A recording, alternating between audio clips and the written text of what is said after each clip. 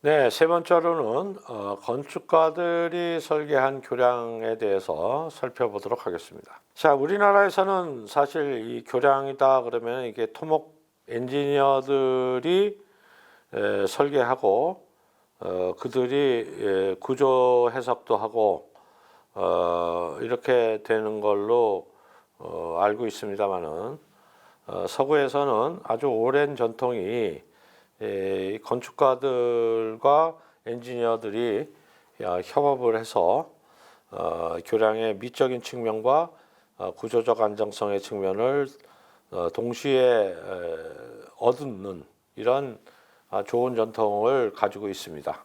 그래서 건축가들이 엔지니어들과 협업해서 만들어내는 아름다운 교량이 적지 않은데요. 오늘 그런 사례들을 살펴보도록 하겠습니다.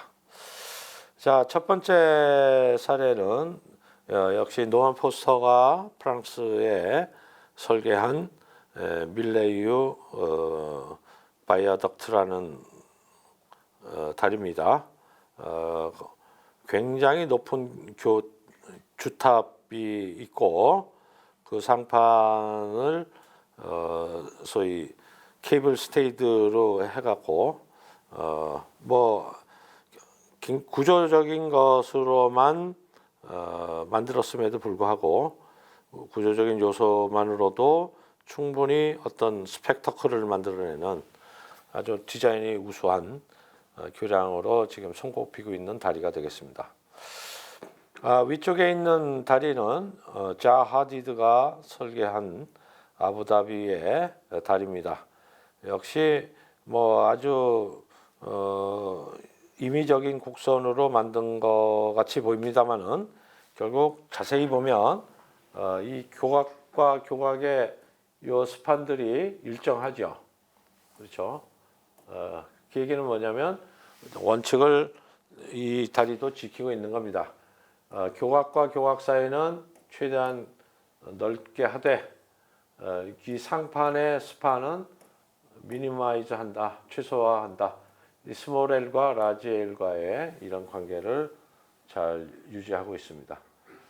밑에 보이는 에라스무스 다리, 벤반버켈의 다리인데요.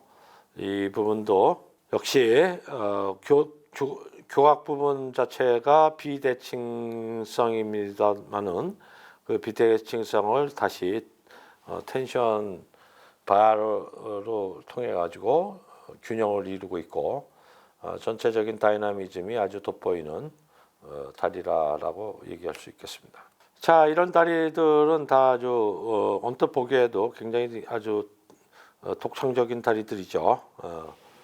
그런데 여기 다리는 단면이 이제 두 가지입니다. 하나는 직선으로 되어 하는 이 왼쪽에 있는 다리고 오른쪽은 이 강변으로 건너지는 아치형으로 다리죠. 자, 이 두 개의 다리가 이렇게 서로 엇갈려 가면서 하는데 이 둘을 이런 식으로 트러스를 만든 거죠. 자, 그래서 결국 트러스의 단면은 이렇게 삼각형입니다. 자, 이 삼각형 다리가 이렇게 쭉 건너가서 메인 구조를 이루고 그 메인 구조에 두 개의 상판을 이렇게 붙여서 구조적으로도 아주 합리적이죠. 결국 한 면만 있다면은 이게 면외 자굴이 있을 텐데 이게 삼각형이 되면서 그 면 레이터럴 버클링 횡자굴을 막아주는 역할도 하고 그것이 기능적으로는 이 강변과 강둑 둘의 패스를 동시에 해결하는 역할도 한다. 그런 겁니다.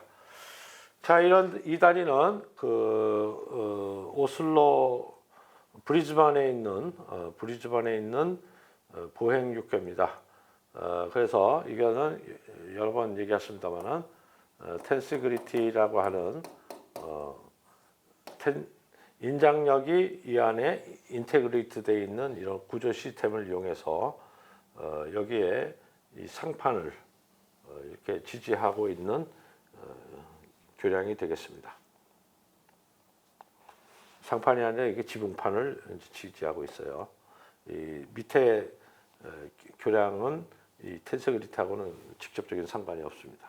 자, 이거는 이제 스파이럴로 만든 다리죠. 결국 사각형으로 된 튜브를 토션을 줘서 이런 식으로 비틀어서 그렇게 해서 만든 입체를 가지고 그 내부를 보행 육교로 쓴 두바이에 있는 사례가 되겠습니다.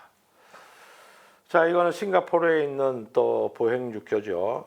헬리코이드입니다. 헬리코이드를 써서 헬리코이드를 구조체로 쓰고 그거에 교각을 또 만들고 이 헬리코이드 자체를 구조체를 써서 거기에 상판을 삽입한 이런 구조 시스템이 되겠습니다. 자, 이렇게 건축가들과 엔지니어들이 협업을 하면 굉장히 미적으로도 탁월하고 동시에 구조적으로도 매우 적정한 구조와 미가 잘 결합된 다리가 만들어질 수 있다라는 사례가 보여지고 있습니다. 자, 이 두 가지를 아주 누구보다도 잘 결합하고 있는 사람이 바로 스페인의 건축가이자 엔지니어인 칼라트라바가 아닌가 이렇게 생각을 합니다.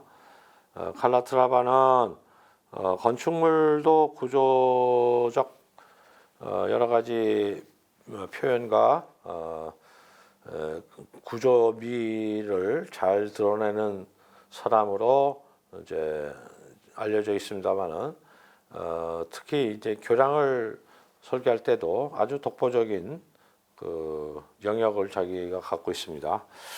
이 칼라트라바는 원래 스페인에서 공부할 때는 건축을 공부했고 그 다음에 스위스에 있는 로잔 연방대학에 가서는 구조공학을 공부했고 다시 와서는 또 도시 공부를 한 아주 독특한 경력의 건축가인데요.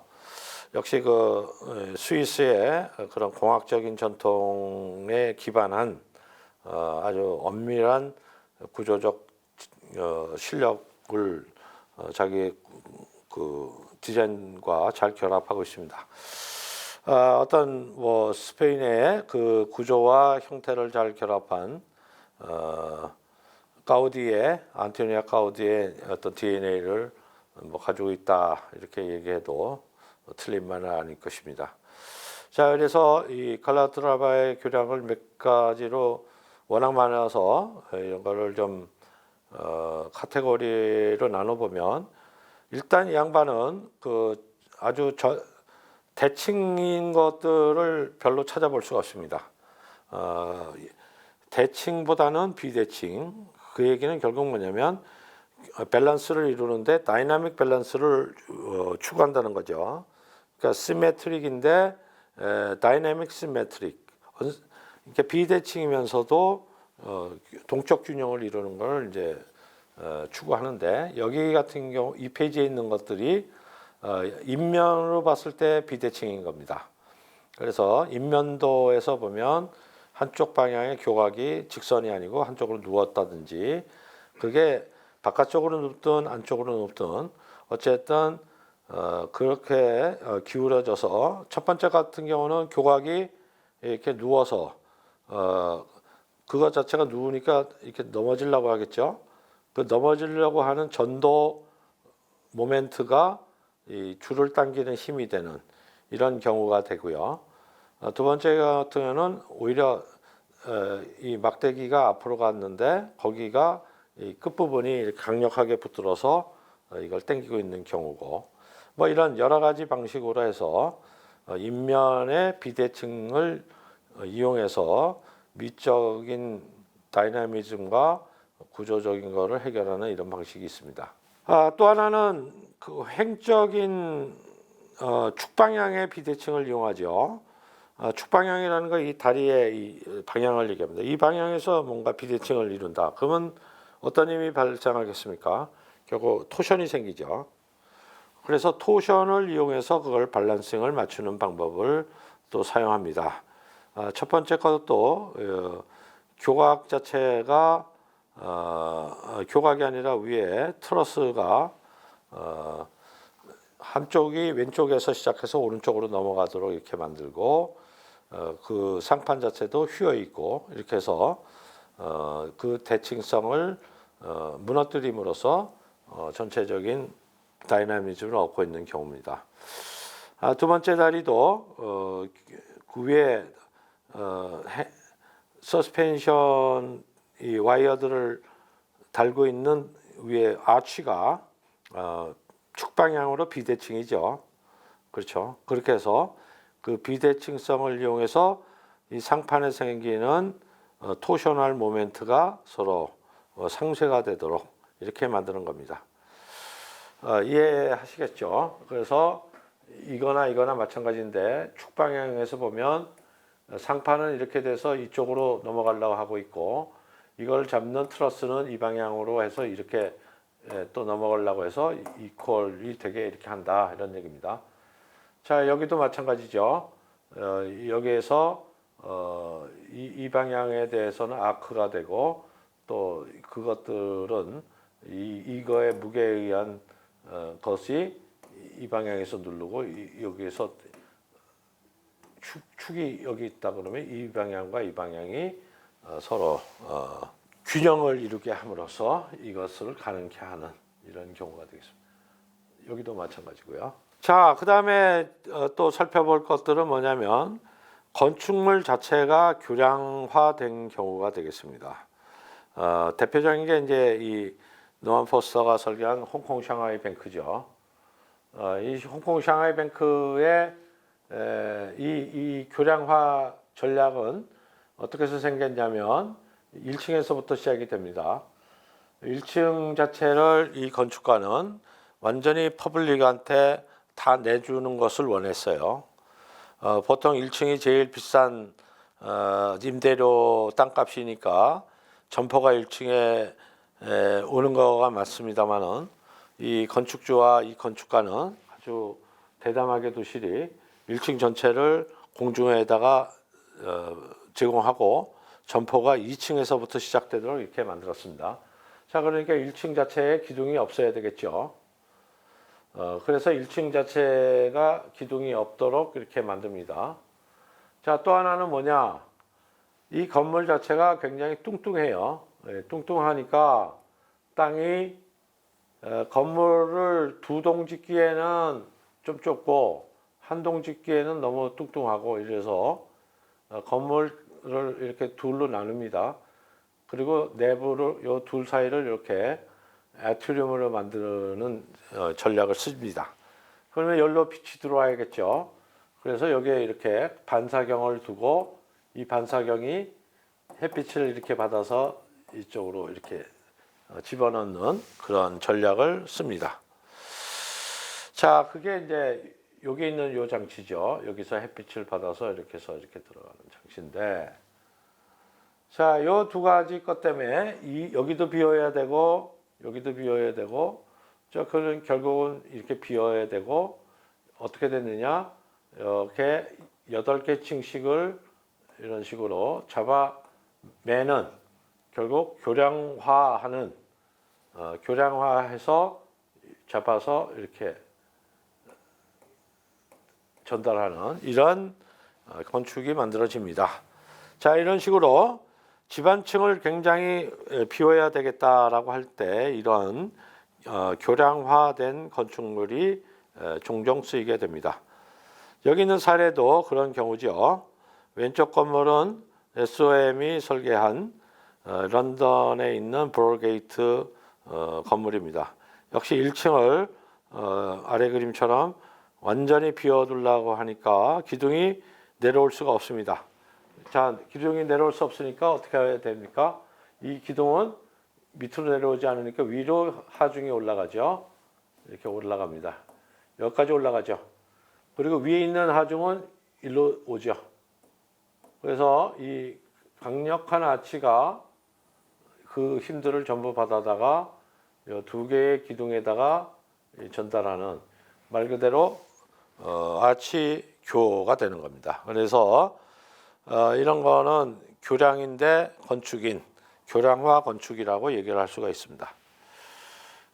자, 베를린의 중앙역도 마찬가지입니다. 여기에 큰 철로가 지나가죠. 기둥을 못 세웁니다. 자, 그러니까 이 건물은 어떻게 해야 되냐? 자, 이렇게 교량을 형태를 가질 수밖에 없죠. 그래서 결국 여기에는 다 이렇게 트러스가 만들어져서 이만큼이 교량이 되고 양쪽에 교각이 있는 이런 교량화 건축이 된 것이다. 자, 이런 식으로 아랫부분이 큰 오픈 스페이스가 되기를 바랄 경우에는 저렇게 교량화가 되는 겁니다. 자, 여기도 두 가지 사례가 있습니다. 왼쪽 거는 굿날 버켓이라는 사람이 설계한 미니애폴리스 연방은행 건물이었고요. 오른쪽은 김중업 선생이 설계한 KBS IBC 센터입니다. 자, 언뜻 보기에 비슷하죠. 결국 아래층을 비우기 위해서 위층에 꼭대기에다가 구조를 해서 달아맸다. 비슷합니다. 그런데 결론적으로 얘기하면 왼쪽 거는 성공한 구조고 오른쪽 거는 실패한 구조입니다. 이걸 좀 설명을 드리겠습니다. 자, 보시죠. 뭐가 다르냐? 이 현수선이 있냐 없냐의 차이입니다. 여기도 아래가 완전히 비어 있죠. 그러니까 당연히 이 기둥들은 일로 올라갑니다. 일로 올라가는데 이 올라가는 거가 이 현수선이 있기 때문에 여기에 매달리게 되는 거죠. 이만큼이. 또 위에 있는 하중은 여기서 와서 여기도 역시 이 현수선에 이 하중이 오게 됩니다. 자, 그러면 주된 하중은 뭐냐면 여기가 이 현수선을 붙들고 있는 거죠. 이게 현수선이 붙들고 있고 그렇게 해서 여기다가 이렇게 전달을 하는 겁니다. 현수교와 똑같죠. 다만 현수교에서는 어떻게 됩니까? 이게 교각이 있으면 얘가 당기고 여기 당기면 이 교각이 이렇게 넘어지려고 그러겠죠. 넘어지려고 하는 것을 위해서 이쪽을 당겨주죠. 이쪽을. 그래서 양쪽이 팽팽하게 되는데 여기는 이게 당겨줄 수 있는 게 없죠. 없으니까 어떻게 하느냐? 이거를 여기다가 트러스를 줘서 양쪽을 이렇게 밀어내는 겁니다. 이 현수선이 잡아당겨서 이렇게 오려고 하는 거를 중간에다가 기둥을 넣어서 버티게 해주는 거죠. 그래서 여기에 있는 이 트러스는 무슨 힘을 받느냐면 양쪽으로 밀어주는 압축력만 행사하는 기둥입니다. 그리고 모든 하중은 여기에 걸리는 거죠. 자, 반면에 이 IBC 건물은 어떻게 되느냐? 그게 없으니까 이 모든 기둥들이 일로 올라갑니다. 이렇게 올라가요. 자, 이러니까 여기는 이 압축 기둥이랑 여기가 이렇게 분리되어 있겠죠. 분리되어 있습니다. 분리되어 있으니까 이 위에 트러스는 이렇게 누르는 힘에 대해서만 견뎌주면 되는데 얘는 어떻습니까? 전체적으로 이렇게 당겨주니까 어떻게 되겠어요? 얘가 이렇게 휘죠. 위에가 이렇게 휩니다. 휜다는 얘기는 휜과 동시에 압축도 받고 휘기도 한다는 뜻이죠. 이렇게 된다는 얘기죠. 자, 그러니까 어떻게 됩니까? 여기 있는 이 보들이 어떤 일이 벌어지냐? 여기는 힘들이 다 직선으로 오니까 이 보는 아무것도 압축력을 안 받죠. 그냥 자기 하중만 받고 있으면 됩니다. 자, 그런데 여기서는 어때요? 여기가 이렇게 휘면서 이 보들이 무슨 힘을 받겠습니까? 압축력을 받죠. 여기도. 결국 이게 압축력을 받게 됩니다. 이게. 그러니까 이 보가 어마어마하게 거의 기둥만큼 두꺼워지는 현상이 벌어졌습니다. 그래서 지금 유리로 가려져서 안 보이는데 유리를 걷어내면 진짜 그 보가 기둥 못지않게 이렇게 두꺼운 이런 현상의 거를 보고 있습니다. 그러니까 결국은 이것은 이거를 예측을 못하고 만든 어떤 실패한 구조다 이렇게 우리가 해석해도 무방하겠습니다. 자, 그래서 결론적으로 교량은 역시 기능, 구조, 미학 이런 정합성을 요구하는 대표적인 구조물이다 이렇게 말씀드릴 수가 있습니다.